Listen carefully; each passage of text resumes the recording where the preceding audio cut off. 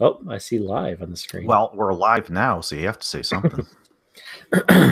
No, you're saying the squircle. And I saw a video of this inventor riding a bike around at Burning Man that he had these oblong triangle wheels. What? So he built these like no, this is the point. So the shape of the triangle and then the way that it was set on the wheel made it to where it wasn't like a triangle moving just in a rotation. It was rotating, but it was also orbiting. And so it actually kept the frame of the bike like perfectly level all the time. So it was actually completely comfortable, and it was built on a suspension frame. So it basically was probably like the most comfortable bike ever. It looked like watching it played tricks on your with your eyes because you're seeing the triangles move and you're like, this is ridiculous. But then they zoom in and they show that the bike frame is just staying completely constant, smooth the whole ride. You just can't go very fast. That's super weird. I even think about doing something like that. It's crazy. Leave it to Burning Man, people. Yeah, exactly. Burning Man, you see some crazy shit. It was this inventor, and it took him like 50. Basically, he came up with the idea at the previous year's Burning Man, while I'm guessing he was Burning Man. and he spent the whole next year working on it and then debuted it at the following year's Burning Man. It was really cool. How's everybody doing tonight? What's up?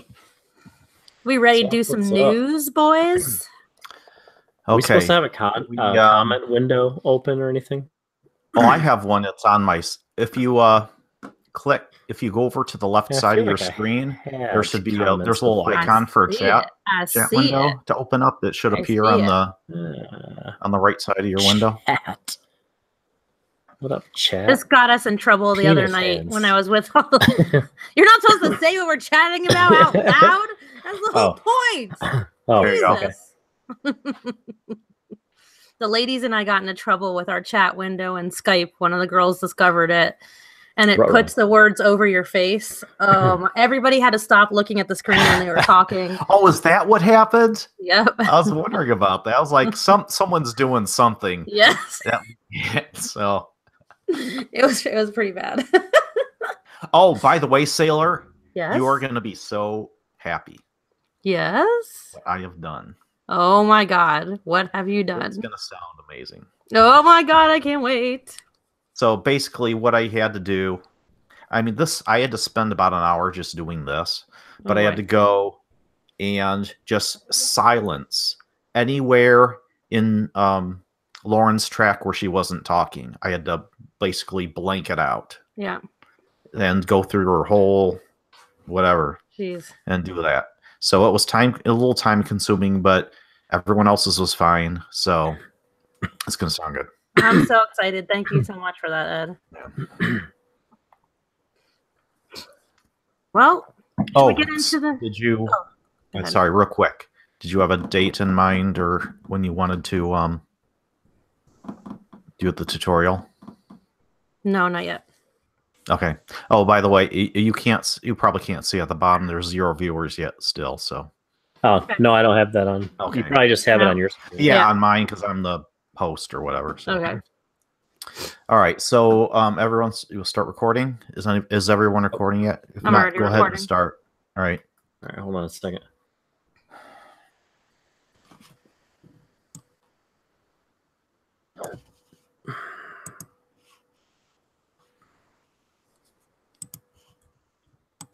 Make sure you got your blue ball selected. Blue balls.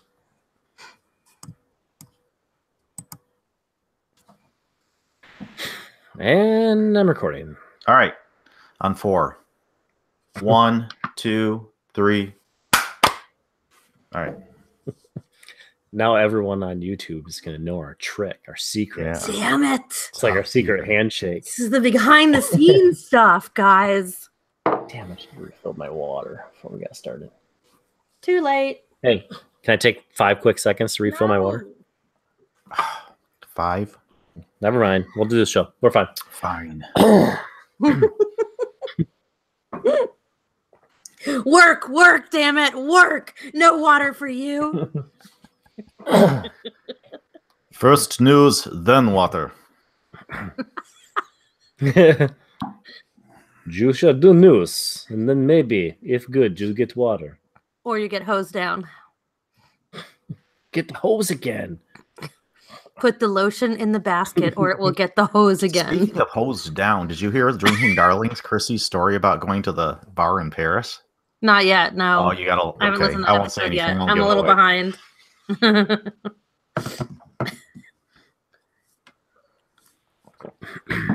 Okay. Ready? You can begin anytime. Let's do it. Welcome back to Metal Rock and Whiskey News. How you guys doing tonight? Doing good. Jake, you did it wrong again. What? You do the intro statement, and then there's the audio clip, and then you say, "How are we doing, guys?" How are we doing? In 3. Welcome back to another episode of Metal Rock Whiskey News.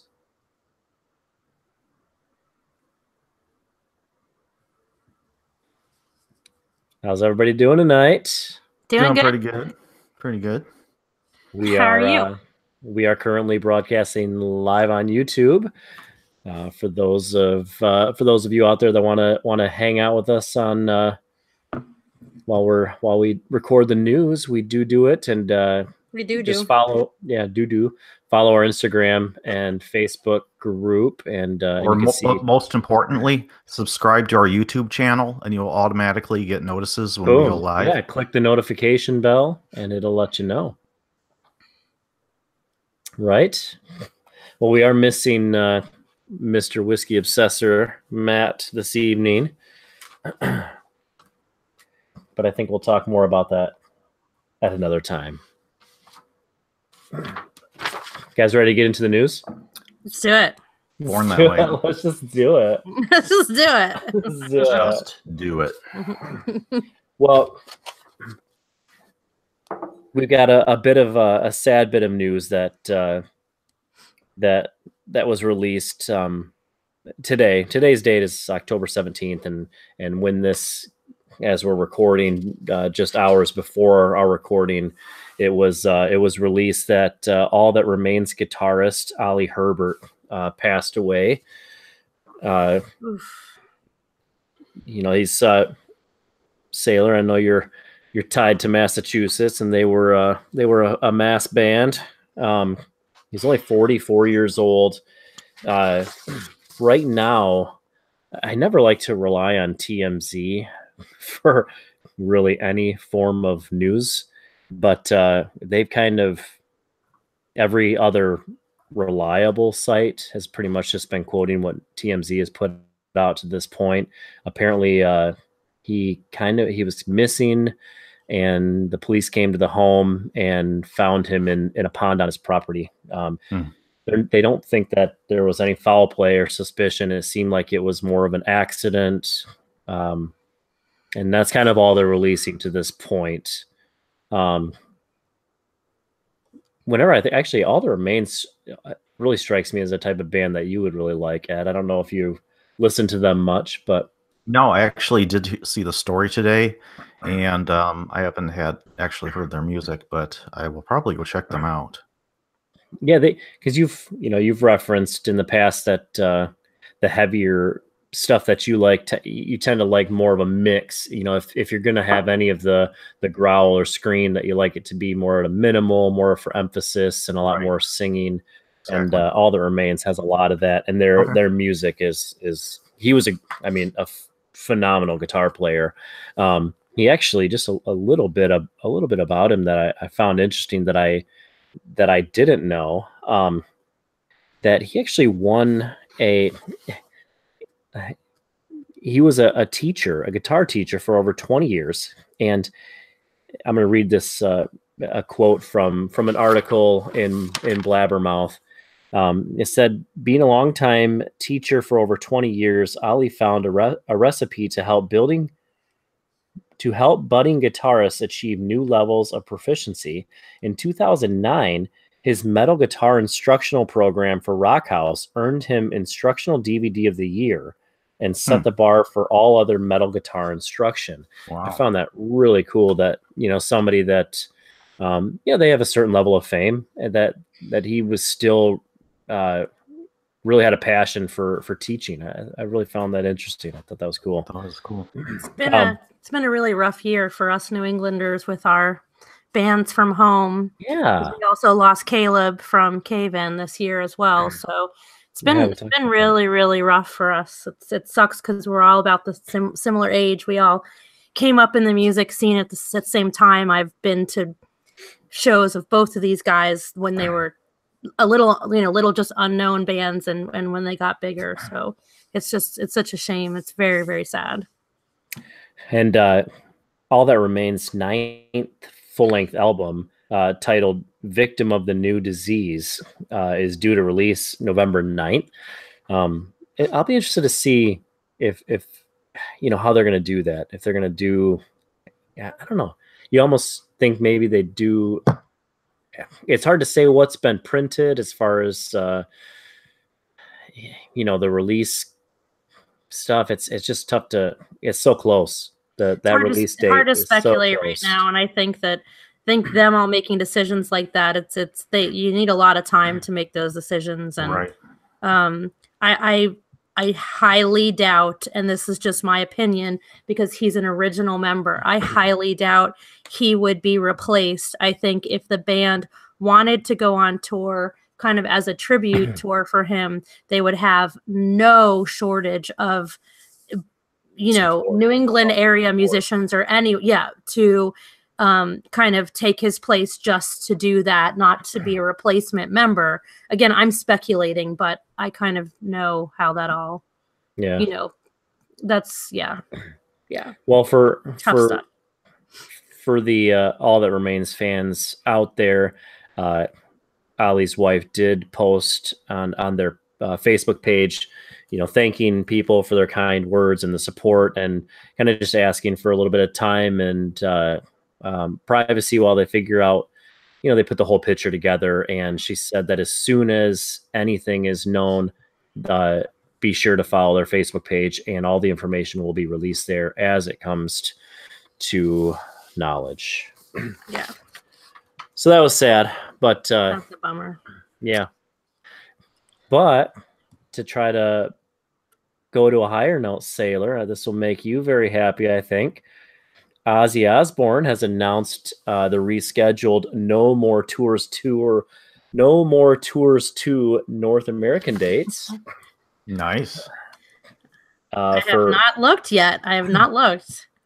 For those that weren't aware, 4 dates did get scrapped after Ozzy had a really weird hand injury, leaving his thumb and middle finger severely swollen. You can only speculate. You cannot be Ozzy on stage without the use of both of his middle fingers. It just is not possible. So the original dates, if you're out there and you had tickets for these dates, they were for the Shoreline Amphitheater in Mountain View, California on October 6th. The Mattress Firm Amphitheater in Chula Vista, October 9th, the Hollywood Bowl, October 11th, and the MGM Grand in Las Vegas, October 13th. So let's see, okay. So the new dates, Sailor, you might be able to get to one of these. I don't know. I'm not going to. You're not going? Southern California. If it was like Seattle or Portland. Well, so I guess I don't know. Okay, maybe. I don't know where. So 3 of them, they're at the same places. So you've got Las Vegas, July 20th, Chula Vista, California, the 23rd of July. Nobody wants to go to Chula Vista, period. I don't know where that's at. Is that Southern California? Me, you don't want to go. You don't ever want to go there. Sorry, people from Chula Vista. Mountain View, California, July 27th, and LA Hollywood Bowl. I think that would be a really cool one to go to, just because that's such an iconic venue. July 29th. So if you did have tickets for the October shows, you're going to be waiting a little while, but at least they did get rescheduled. And that's a good thing. Yeah, so a little note that was in here. Ticket holders for the 4 shows should hold on to their tickets, as they will be honored for the rescheduled dates. Refunds are also available at point of purchase. So just a little note that I found interesting, that these shows, apparently they will be featuring Zakk Wylde. At least that's what it says here. Yeah. I knew he was going to do a handful of dates with him. I just couldn't remember which ones. Who we talked when we did our Ozzy shows, I'd mentioned that that my 2 favorite Ozzy albums were No More Tears and Osmosis, and Zakk Wylde was featured in both of those albums. So, I mean, that guy can just shred. Oh yeah, he's amazing. Definitely. He's amazing. So you're not going to go to California to see Ozzy? 69? I've got some friends that went to see him. It must have been, if it wasn't the last show before his injury, it was one of the last shows before his injury, because they were posting pictures of them with Ozzy on their Facebook page. They had the meet and greet and everything. It was really cool. See, I feel like I got to see him in his heyday. You know, I saw him in the 80s, and I kind of like to keep it right there. However, if I was going to go see him now, I think I would pay or try to do, like, you know, the meet and greet, the VIP package thing, blah, blah, whatever, to make it worth it, you know, because I just don't, I mean, he's an amazing performer, but I saw him when he was really amazing, and I would hate to muddy that memory. You know what I mean? Sometimes it's just better to leave it at that time and place in your mind and not go there. That's just me. I completely agree with that line of thinking. Yeah, because there are certain TV shows or movies that I know I loved when I was younger, but I don't want to go back and watch them, because I want them to stay a good memory. Yeah. Isn't that funny though? You'll catch some on TV, you know, some movies that you loved in your youth, and you'll catch them on TV now, and you do realize that, okay, I only enjoy this because of, you know, the spot it holds in my heart and my memory, because this movie is not holding up. Yeah. You know, we did this thing with my ex and our stepdaughter. We were like, let's show her all the iconic baseball movies, because we were both big baseball fans, and it was going really well. You know, we did Major League, we did A League of Their Own, and I'm like, man, we got to do the Bad News Bears. So, and I have amazing memories of the Bad News Bears. It was one of my favorite movies. We used to watch it. Oh my God, we got it on VHS, and we literally destroyed the tape because we watched it so much. Well, I think I made it about 15 minutes, maybe 10 minutes into the movie, and they're calling the little black boy the N-word. Yeah, that's what I remember. I lost my shit. So much of the time, you could not make a movie like that nowadays. I did not remember that. And the kids smoking and stuff like that. But calling the little boy the N-word? Holy fuck. I immediately paused it. Maddie turns over and looks at us like horrified. And we were both just like, oh my God, I am disgusted that I just rented this movie. Like, it's so it broke my heart. God. It speaks to the time, and it speaks to, which is you know, where we are now. And oh God.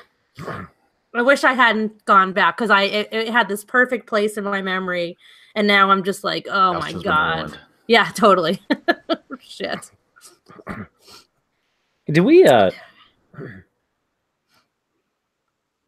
and I couldn't remember to what extent we talked about the Game of Thrones whiskey series from Diageo. I thought Matt brought it up briefly, but I don't But I think at that time they had only released the information about the Johnny Walker release. Oh, I don't know. So they just recently they released all of the details, including pricing on all 8 single malts that they're going to be doing for the Game of Thrones series. Now, you guys, if I do remember, neither of you have watched the Game of Thrones series, right? Correct. Not watched it. I can't believe it. It seems like that would be both of your alleys, though. It seems like that'd be the kind of show both of you would like. We aren't able to get it. Yeah, I don't have cable, and I'm not paying for. I pay for Netflix, and that's it. I'm not paying for any other fucking bullshit. I watch enough TV. I just have to wait. One day it'll be somewhere for free. I'll watch it and maybe get into it, but it's just not. It also, like, things that are overhyped like that for me kind of make me want to be rebellious and be like, no, fuck that. I'm not going to watch it because everybody's watching it. So I'm not going to watch it. I don't know why. And most of the time I'm wrong, because then I will break down and watch it and be like, oh, okay, that was actually really good. Now I see why everyone else was watching it. I felt the same way when so it was like at the end of it was either in between seasons 1 and 2 or in between seasons 2 and 3. A bunch of guys at work were talking about it, and of course you had that guy in the group that's like, yeah, I read the books. God, I hate that guy. The books are so much better. Yeah, always. Better. No, they're not. If the books are so much better, then they wouldn't turn them into fantastic shows. No, I don't know, sometimes. Anyways, but they were talking about it, and it was all over the place. Everybody was talking. I'm like, this is going to be stupid. And I didn't have HBO at the time, and it just happened to be that I don't know. There was like a weekend that I think my wife was on vacation with her friends or something like that, and HBO. I didn't have HBO, but I had Comcast, and HBO ran like a free weekend where you could watch and so I was like, you know what, I'm just gonna do it. I took the weekend and just binged through like the entire first season, and I mean, I was hooked. I went in with like, there's no way this is gonna be as good as everybody's been talking about, and I gotta tell you, it was a few episodes in, I'm like, there's no way. How can a show this good sustain? And it's just gotten better and better. I will absolutely, I would recommend it. It's pretty amazing. One day. And I know everybody's talked about this. What blows your mind right off the bat is that, and this never happens, is that they were not afraid to kill off main characters. Oh yeah, I've heard that many times. They'll kill off whoever. That's the first thing that shocks you in that series. Well, it's not a matter of them being afraid not to do it. It's what was in the books. So because they're following the books. Right. But I mean, if you plan on running a show for any length of time, I mean, it's one thing if you have a 2-hour movie and more times than not, main characters still don't die off. But the fact that they not only have, main characters, but also like high level actors that you immediately, when you start the season, and you're like, oh wow, they got this guy to play this role. There's no way he's gonna. Well, there he's dead, and there's his head on the ground. So, anyways, there's some. Obviously, I don't know that I've tried any of these, but I think Sailor, you and especially Matt might actually like a lot of these whiskeys. Now, whether or not you care or give a shit that they're Game of Thrones associated, I'll just kind of run through the list really quick. Cardew Gold Reserve, that's going to be representing House Targaryen. And speak up if any of these sound familiar or sound good, if there are any ones that you like, or just rag on me that I'm probably butchering the names of them. Kleinelish Reserve is going to be House Tyrell. I guess so Cardew is a $40. Kleinelish is a $60. Dalwhinnie Winter Frost, House Stark. That makes sense. It's they're the family of the North. That's so a Dalwhinnie. I actually like. I would try that, but I won't pay more just because it's fucking Game of Thrones. That's the only thing. I think these are I all. Won't. These all seem like where they would be on these bottles for regular. Okay. I think it's. I mean, you can. The first release was like $45 or something like that, wasn't it? That's pretty reasonable. Yeah. Let's see. That was the. That was the. Was the White Walker? Yeah, the Johnny Walker White Walker for $36. So yeah, I mean, 36, it doesn't seem like they're marking them up. Lagavulin 9-year at $65 is going to be House Lannister. I don't like Lagavulin. Open Bay Reserve. I know Matt's talked about some. Yeah, Oban. Matt likes Oban. $63. That's going to be a Night's Watch, so that's pretty sweet. Royal Lochnagar, I'm guessing is maybe 12-year-old, $65. House Baratheon. Singleton Glendulin Select, $30. House Tully. And Talisker Select Reserve at $45. House Greyjoy. And then the Johnny Walker one that we already talked about. Oh, geez, where did I get this? This, if you want to check this out and get more details on it, it came from whiskeyadvocate.com/Game Thrones Scotch. And again, these are all Diageo releases, and I mean, some pretty popular names. And I thought that was cool that they didn't just, do what, and we've talked how we're going to have an episode about this, how, a lot of celebrity are doing their own sourced whiskeys. I kind of thought it was neat that they took some established brands and they're not changing the whiskey or trying to do some, over marketed release to just try to sell off a different release. They're just doing a different label, just special packaging, something fun for a popular show. I think that's cool. I think that's a good way to do it. They didn't do, like, at first I was like, it's all going to be Johnny Walker. No thanks. I know, I thought that too. I don't like, that's how I felt like that's how it was marketed in the beginning. And it was a little confusing. And I understand now that it was just the first one, but I didn't think it was very clear. And I just thought, well, I'm not into Johnny Walker and I'm not into Game of Thrones. So this is nothing I'm interested in. But now I feel a little different about it for sure. Yeah, I think actually, Sailor, this kind of touches to a passion of yours, as somebody that has worked for a brand and for a, distillery, etc., that this is a great opportunity for people to maybe that wouldn't otherwise buy all of these or try all of these. Absolutely. Maybe some, a lot of people are going to go out, they're going to want to get the entire set. Now it also brings up the question, are people just going to buy these and never open them? I'm sure there will be a fair number of people doing that. Well, that's what there's so many collectors that do that. And I mean, if it's, a $300 bottle, but what are you buying it for then? Are you buying it to resell it one day? You hope it will, mature in price. Are you buying it to just stare at it and just have it and covet it? That's fucked. You got to drink it. If you're buying whiskey, drink it. Yeah, I think if we were going to look positively, we'd say that that this might cause people to maybe try out some new bottles that they wouldn't otherwise try because they want to have the whole set and get to experience new things. I think that would be the most positive results of this.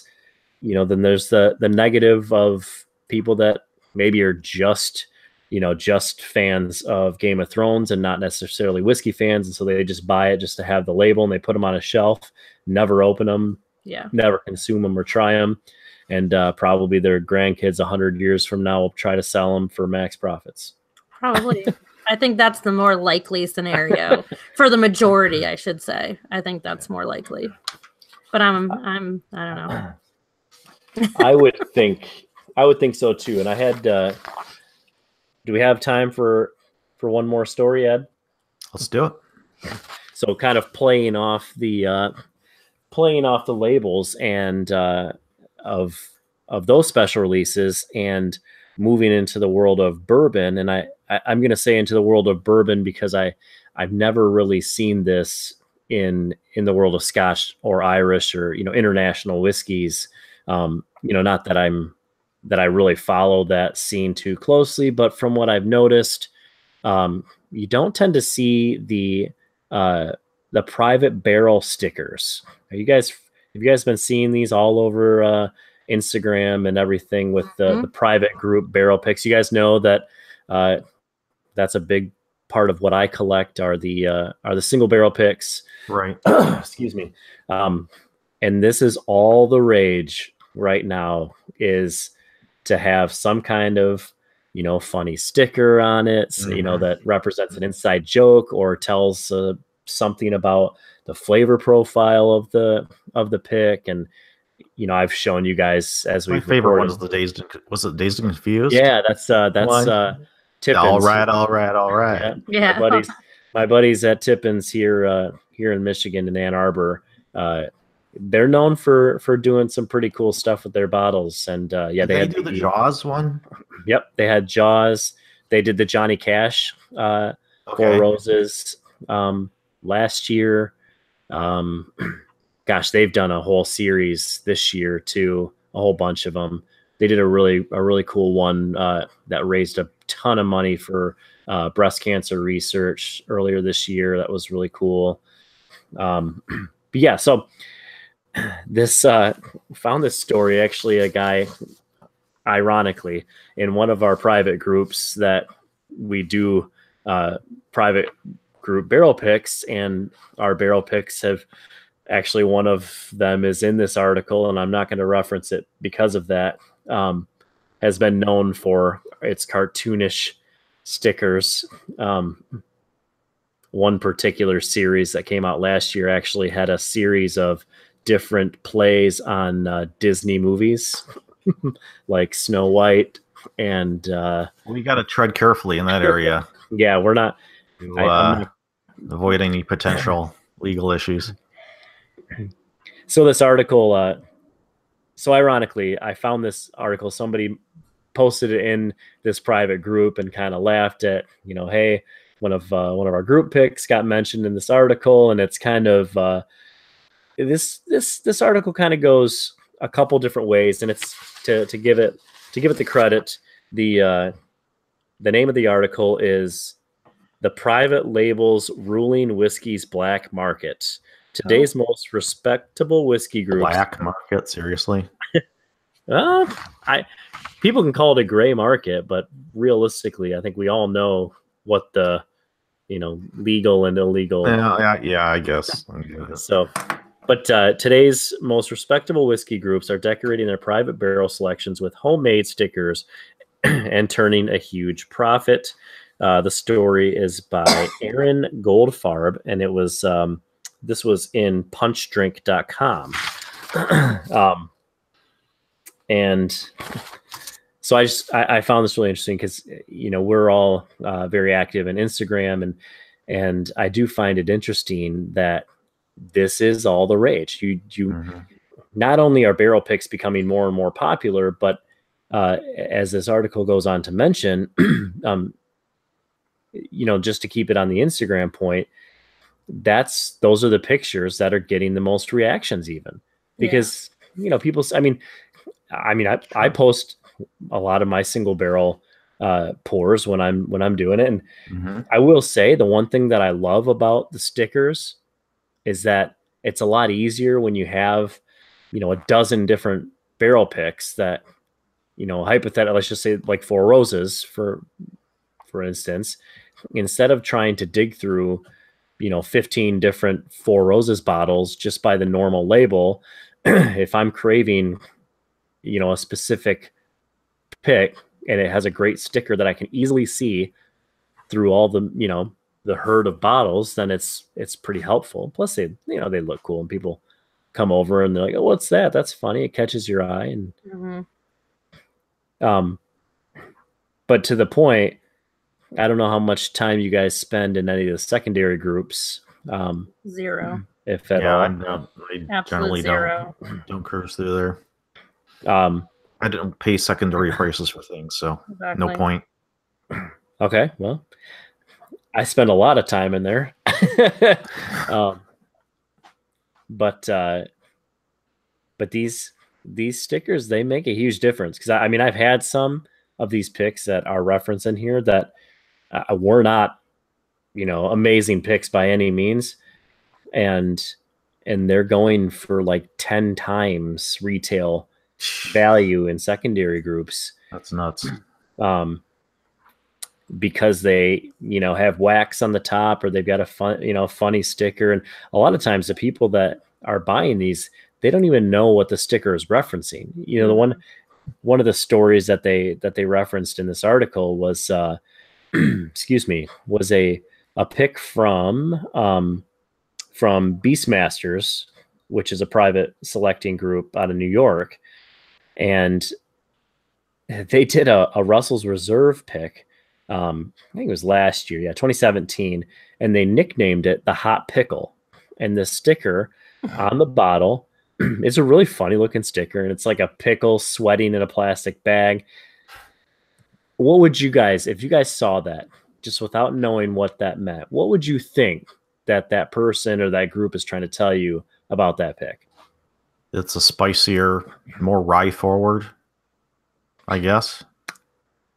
I think that would be my thoughts exactly. Maybe there's a lot of like dill flavoring, like you said, sure, like that dill element to it, briny, dill, rye, brininess. None of that at all. In fact, the reference is just an inside joke that the guys, once they got to Kentucky, they were just hitting up some different liquor stores, and they found literally inside a liquor store, like you'll see sometimes, pickles sweating it out on the liquor store counter. Those pickles in a bag that you in a bag or jar or whatever. Yeah, and, no, the bagged pickles are disgusting. Oh, okay. Yeah, and they were just joking about it. The pickle, they bought one, I guess, and it just kind of it became like a mascot for their trip, just kind of like a joke. And so that's why they named that pick. Alrighty, the hot pickle. It had nothing to do. Whatever.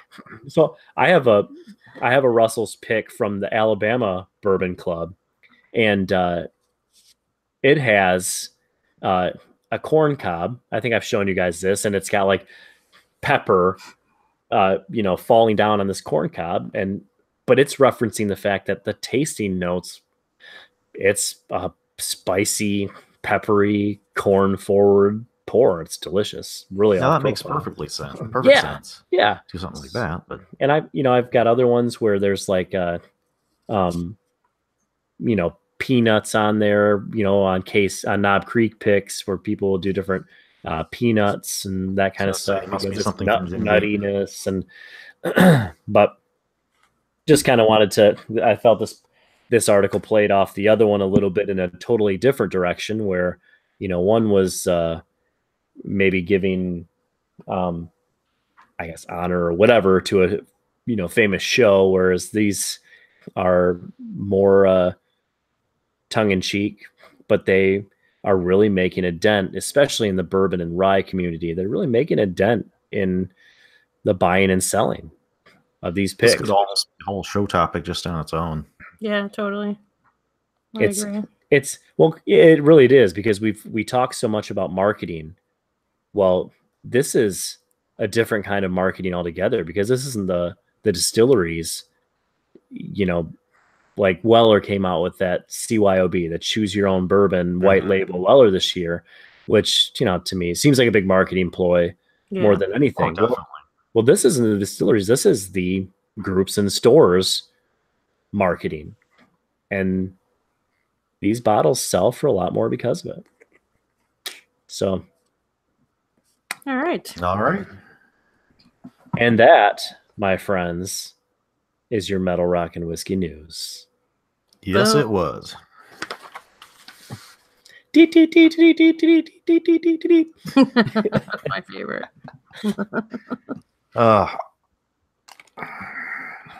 Well, be sure to tune in on Wednesday. Ed, what are we going to talk about on Wednesday? We're going to get a little twisted Wednesday. Twisted fucking sister. Yep. I'm so excited. Oh boy. New York is in the house again. Try not to get too excited, Jake. Boom. Oh, Jake, I can't wait to do this episode with you. This is going to be awesome. I want to rock. And we're back to a typical episode. Oh, boy. We are. We're having a fucking album battle. That's right. Was it... Are we keeping that a surprise? Or Let's keep that a surprise. No, that's totally a surprise. Tune in. Yeah, tune in, find out. Wednesday. Anything else you guys want to throw out into the podverse?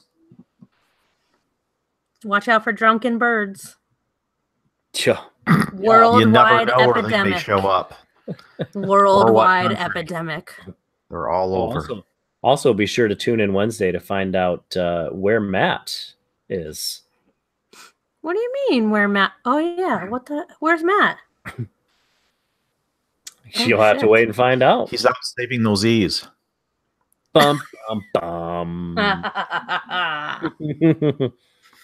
All right. Good night. See ya.